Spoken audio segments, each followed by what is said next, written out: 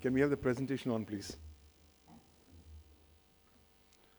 When we are today talking about artificial intelligence, it's the biggest buzzword of our times. And invariably you think it's only AI, it's somewhere in the horizon, it's not going to impact you. But the reality is, it's come to be an integral part of our lives. And that being so, we will have to understand the ramifications of artificial intelligence in the context of cybersecurity and other things. Let's begin with the Ram Mandir. Ram Mandir inauguration takes place in about 2 days' time. So the government has now started using artificial intelligence for the purposes of providing foolproof security in the context of the consecration of the Ram temple. This is the latest example to tell you how AI is going to be used extensively in security. If you think AI is only for you as security professionals, think again. AI is also for people who want to go and breach security. So for example, right now we have a new chat GPT program called Fraud GPT, which is being used by cyber criminals for the purposes of creating more fraud, targeting fraud against the various stakeholders. Across the world, I'm finding that there's gross use of AI. I can hardly say that there is any sector left in the human endeavor which is not impacted by artificial intelligence. So the quicker we start realizing that we have to deal with this animal in the room, the better it is. Let's not think that AI is going to be many, many years away. Therefore, even at Davos, while the meeting is happening, the leaders are talking, should we regulate, and if so, how do we need to regulate artificial intelligence? In the Indian context, there's growing concern that, look, artificial intelligence is not covered under the parameters of existing law, and therefore work needs to be done. The work further needs to be done because when programs like Chat GPT or GPT-4 have come in, which is far more advanced, then imagine it's going to be used as a double-edged sword, both for protecting privacy, for protecting security, and also for breaching security or cyber security as we go forward. But we are only still talking about artificial intelligence and generative artificial intelligence. OpenAI, the company behind ChatGPT, has last July launched a new project. It's called the Super Intelligence Alignment Project. This project is saying that in the next 4 years, they are going to come up with a new kind of super intelligence, which is going to supersede human intelligence. And therefore, the legalities for the same have to be started being thought over today, rather than 4 years later when things are already out of the bag and then it's going to be difficult to control. But the bottom line is, it's basically ChatGPT, which has triggered off a new revolution. This program, which allows almost anyone to generate anything that they can think of, has opened up a new revolution, new tools, new paradigms, and new thought processes as we go forward. But AI and digital security or cyber security is intrinsically connected. It's also connected with physical world security. So traditionally we have physical world security mechanisms. AI can help you understand how can we make the physical world security systems far more efficient and effective.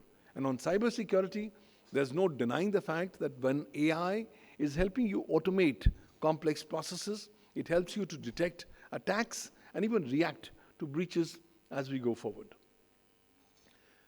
The bottom line is, it's the role of artificial intelligence not only to detect vulnerabilities, but also the key backdoors which can be used by cyber criminals to get in, to help you. Rather than you engaging an ethical hacker, an AI does a far more better job than that of an ethical hacker, and therefore, basically, it's helping you close the doors of opportunities for bad actors. But at the same time, this is not your proprietary technology alone. Cyber criminals are using it for purposes of identifying what vulnerabilities are existing and what needs to be done. The problem is that most of the time, these AI algorithms are autonomous programs. They are created by humans, but humans themselves don't know how much these AI programs will work. When you talk to these coders who are developing the AI algorithms, they say, we have developed the program, but we can't tell you how it's going to function or how it's going to work. And that's the intrinsic problem as we go forward. No wonder there's now a need for coming up with ethical guidelines, legal frameworks on how we can go ahead and regulate artificial intelligence. Why? Because you cannot say that we will allow this technology to keep on developing for 10 years and then we will start coming up with new legal frameworks. Primarily because of the role of artificial intelligence as a double-edged sword as we talk of. More so in the context of security, more so in the context of cyber security at large.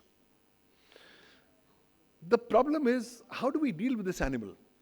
Can we grant legality to artificial intelligence? Can we say it's a legal person? Can we afford or stipulate the rights or duties or responsibilities to AI? And can you send AI to jail? Well, AI is increasingly going to go rogue. There's enough number of evidences in the public domain that it can be used against human interests. No wonder when you listen to Elon Musk, he says that AI is an existential threat for humanity as we go forward. And that's not off the mark. If superintelligence is coming in the next 4 years, and this intelligence is going to supersede our intelligence, we have to do homework now, because we just can't keep on waiting. Also, the intersection of artificial intelligence with emerging technologies like Internet of Things is going to open up doors of new opportunities and new potential exploits and attacks as well. Because cybersecurity on IoT is virtually non-existent. Just anyone can go and breach into a cybersecurity of an IoT system. But when you are going to go ahead and deploy AI for breaching into the cybersecurity of an IoT device, then you realize that it's opening up a Pandora's box. More and more countries are going towards facial recognition. In India, you go to some airports and you come across the magical Digi Yatra, an app which allows you to use facial recognition. But when you are now using facial recognition and combining that with AI, you have huge problems. Already, because facial recognition, you don't know where your data is located, who all is accessing it. And should your data be accessible by artificial intelligence, and that big data sets be used by AI in another context or sharing with other ecosystem stakeholders, it could open up a Pandora's box. The combination of AI with metaverse is also a very interesting one. More so when there are increasing cybersecurity breaches happening on the metaverse. And therefore, the use of AI for breaching cybersecurity of metaverse is an important element that will have to be dealt with. Post-COVID-19, perimeter security is dead and gone. It's all about edge security. And now AI is being used for the purposes of propelling the further growth of edge security. So at no area of security can I find that AI is not going to have a role. It's going to have a very concrete role. Also, with the advent of these newly emerging Web 3.0 applications and ecosystem, AI is going to play a very important role in this entire decentralized economy as we go forward. And now, there's a new trend. Go to Korea, and people are talking more to digital avatars than to humans. And more of these digital avatars on the metaverse and on the internet means that their cybersecurity is of matter of immense concern. A couple of months back, I got a case here in India where one of our clients was having a female avatar on the metaverse. And that female avatar on the metaverse got digitally raped by a male avatar of another person on the metaverse. Our client was angry. He wanted to file press charges for digital rape. My problem is digital rape is still not recognized under law as a legal concept. So we went for tampering with electronic records and the provisions under the IT Act. Something similar to the digital arrest that we have been seeing, where people are getting these calls and they are being put into mortal fear and say, you don't move, we are CBI, we are the law enforcement, we'll do this, we'll do that, and they'll end up getting monies out of you. Now, increasingly, those digital arrests approaches or campaigns or scams are also begun to start seeing how they can go ahead and perfect their new mechanisms of cyber arrests.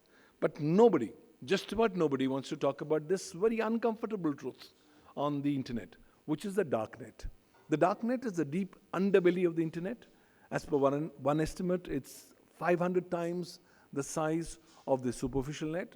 And on the darknet, cybercrime as an economic model is the predominant model. But now in the last 1 year or so, we've begun seeing a new paradigm, which is artificial intelligence is being used for powering cybercrime. Cybercrime is a service powered by AI, is now the new game changer. And if that's happening, how do you go ahead and deal with this? Because most of these cybersecurity breaches will originate from the darknet per se. It's in this context that the role of AI developers or AI service companies need to be seen in the context of them being as intermediaries and then defining the rights, duties, and responsibilities as we talk about. And look at global stuff, I see a lot of action already taking place. The state of Illinois in the US became the first state to come up with a law on artificial intelligence on 1st of January 2020, prior to the pandemic. And now we have various new initiatives. Primarily New York has come up with a new law on artificial intelligence, which is talking of the security of artificial intelligence, which is mandating that there must be appropriate audits for the purposes of ensuring that the discrimination and the bias in AI systems need to be specifically dealt with when you're dealing it from the perspective of employment. China has become the first nation in the world to come up with a dedicated new law on generative artificial intelligence. This law came into effect on 15th of August 2023. This law is by and large the most exhaustive law as far as the legalities pertaining to generative artificial intelligence is concerned. And this law is also to be seen in the context of yet another important law that's passed in the European Union. This is the EU AI Act, which got passed by the European Union in December 2023. It comes up only in implementation in 2025, but they have given themselves a year or so that they can be more flexible because the technology is moving at such a rapid pace. But then the focus there is minimize public risks. That's most important. But when we are now talking about generative artificial intelligence, it's not just about a program. It's about n number of programs. It's n number of tools which are helping you generate. So it's not just generative AI which is generating deepfakes. It's generating a lot of stuff. So the legalities pertaining to generative AI will have to be specifically dealt with, more so in the context of the breach of cybersecurity and other responsibilities. Broadly speaking, despite all this happening, I still find two broad schools of thought globally. First school of thought is, well, don't regulate. Why? Regulation is bad for innovation. Let this technology develop to its logical conclusion, and then we will wake up and do things. The other school of thought says, no, sorry, we can't keep on waiting. Let's start acting now. Why? Because if you're going to poison the well, then it's going to be very difficult to de-poison the well as we talk about. And therefore, the government needs to come up with existing standards, guidelines, safeguards, to create a new framework where there's basically respect of the principle of first, do no harm.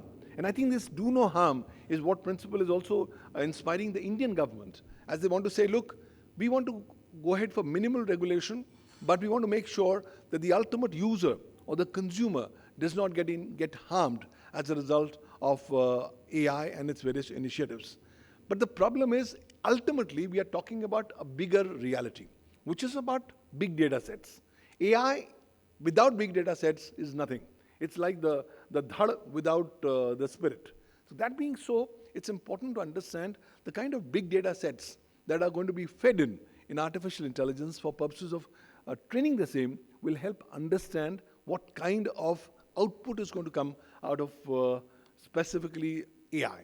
That's the global ecosystem. From there, I want to come to the Indian stuff. I can tell you in India, there's no law to govern artificial intelligence as of now. And the Indian cyber law, being the Information Technology Act 2000, is completely silent on AI. You can't fault them. This is a 23-year-old legislation. AI was existing, but had still not come as an integral part of our lives. But yes, there's a growing necessity that we will have to start adopting cybersecurity as a way of life as we go forward, because without cybersecurity, nothing is going to be safe. Globally, there's chaos and confusion. No international law on cybersecurity. So countries are saying, well, let's wait for this policy vacuum to be filled up. Till that time, let's come up with our own distinctive national laws on cybersecurity. So look at this list of countries who have all come up with dedicated laws on cybersecurity. And when I talk of AI and cybersecurity, a number of countries are toying with the ideas, can I actually apply my national laws on cybersecurity to the context of AI per se? But please remember, you are in India, whatever you're doing, if you are using any of the 7 raw materials today, if you use computers, computer systems, computer networks, computer resources, communication devices, as also data and information in the electronic form, you get covered under this law. And good, bad, or worse, this is the law of the land that you'll have to ensure compliance with. This law has also now come up with a unique concept of an intermediary. Earlier, it was only concept of a network service provider in the year 2000. But 2008, post the Mumbai attacks, we came across with this concept of intermediary. Any person who on behalf of another person is receiving, storing, or transmitting any particular electronic record, or providing any service with respect to that record, becomes an intermediary. So the moment you are an intermediary, under the Indian cyber law, you will be required to exercise due diligence, and all companies become intermediaries in India. Everybody. There's not a single company left. If there's a company that's not in the electronic format, yes, you are left out. But I'm hardly aware of any company that does not use the electronic ecosystem. So once you are corporates, once you are companies, the IT Act says, please exercise due diligence while you discharge your obligations. And these various parameters of due diligence have been given under the IT Act and the rules and regulations made thereunder. This IT Act and the IT rules have already been upheld by the Supreme Court under the landmark judgment of Shreya Singhal versus Union of India way back in 2015. And now, from 25th of February 2021, the Government of India has come up with the IT Rules 2021, which are directly applicable to everybody that's available here. In addition, we have the IT Reasonable Security Practices and Procedures and the Sensitive Personal Data or Information Rules 2011. These mandate almost all of you to put in place reasonable security practices and procedures. This, for example, the law says if you do an ISO 27001, you are compliant with reasonable security practices and procedures as you go forward. In addition, under the new IT Rules 2021, you are required to go ahead and report every cybersecurity breach to the nodal agency on cybersecurity. And this has to be now done within a statutory period of 6 hours. You don't do that, no problem. The law says be prepared to go to jail. Now, if you're a company, the company can't be sent to jail. But the top management, the board of management, the CXO people can definitely be sent to jail, in addition for being exposed to civil liability. Because Rule 7 of the IT Rules 2021 tell you, you don't comply with this, 2 things happen. The law snatches away from you the statutory exemption from legal liability, and number 2, you become liable for being punished for various offenses under the IT Act and the Penal Code. In addition, from last year, 28th of June 2022, the government has come up with the IT Directions 2022. These are telling you, guys, the moment you come to know of a cybersecurity breach, please report within 6 hours of coming to know about it. If you don't report, you automatically commit an offense, which is punishable with imprisonment and fine. So these IT directions are potentially the most significant cybersecurity legal frameworks that have happened in the Indian context. You'll have to do that. In addition, though we don't have an AI law, in 2018, the Indian government came up with the Indian National Policy on Artificial Intelligence, which is a broad mother statement of what India wants to think about adopting AI as we go forward. I think as we go forward, India will have to be more alive on how to deal with these AI companies who are providing all kinds of AI services because of the specific silence on the use of AI and its providing of various services by various platforms. Please understand, AI will come up with some new challenges. The Government of India has already announced it's coming up with the Digital India Act this year.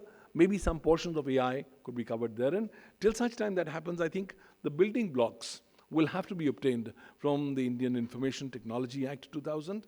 I think the time has come where India needs to give a far more exhaustive legal definition on what is an AI and what is going to be covered under the broad ambit. There'll also be need for legal recognition and enablement of AI, because you will have to deal with these issues concerning AI. And AI is beginning to start having new challenges as we go forward. Biggest challenge, who is going to be liable should you rely upon the output of AI and legal injury gets caused to you? Can the AI company be liable? Can the algorithm be liable? Can the people who have created the AI be liable? That's a fundamental question. My law firm, Pavan Duggal Associates, works extensively in the area of cyber law, cyber security, and cybercrime. We offer various services for compliances, including your gap analysis, your audit reports, and the cybersecurity directions, compliances as we go forward. Bottom line is, we work anything on the intersection of law and technology. So if you have any input or any clarification you require, we'll be happy to assist you in any manner as we go forward. This is what other people talk about us, about our work on AI, upon law, technology. And I can tell you, for us, each day is a new day because we keep on learning as we go forward. We've also created the Artificial Intelligence Law Hub, which is looking at how the legal principles of AI are beginning to evolve globally and what principles need to be relied upon by countries. I've also started a platform called cyberlawuniversity.com. I offer about 37 courses online, and it got started as a beta experiment, has even amazed me. We have more than 30,000 professionals from 176 countries speaking 52 national languages who've already done these courses. Figures primarily telling us there's a need for massive capacity building as we all. And if you guys want to get some more information, I've recently launched a course. It's called Artificial Intelligence and Regulation, which is up on Udemy. You can just search it out. It's not a Gyan course. It's a practical course of what you need to be knowing from a working professional standpoint about what's happening on AI and its regulations. And very short, you'll be able to do it in less than a couple of days. So that's one thing that's happening. Bottom line is, it's still very early days. We can't celebrate. We yet cannot be phased. We cannot be panicky. AI is going to develop much more rapidly. If I was to write a book of AI, on AI, by 2030, and if that book was to be about 100 pages, then in 2024 January, we are potentially at the 10th or the 11th page. That means in the next 6 years, 90 plus pages are going to be written. That will give you a broad idea of what all new developments are awaiting as they evolve the paradigm of AI. Therefore, almost all of us have to be mindful of what's happening on the horizon. Don't think AI is not for me. Don't think I can ignore AI. Please factor in AI in whatever you're doing. Improve your skill sets, because AI is going to make almost all of us redundant. Therefore, getting us to be topical, relevant will be of paramount necessity as we go forward, and we must give more and more focus and attention on AI and cybersecurity. Thank you, ladies and gentlemen. It's been a pleasure talking.